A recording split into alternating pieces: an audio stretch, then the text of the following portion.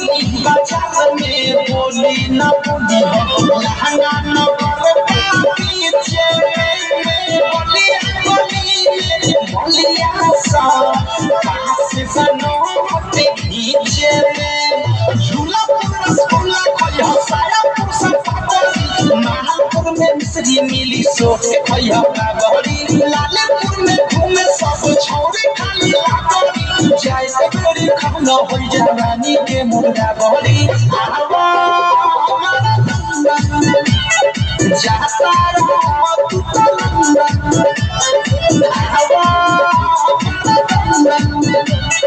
जाता रहो तू लंदन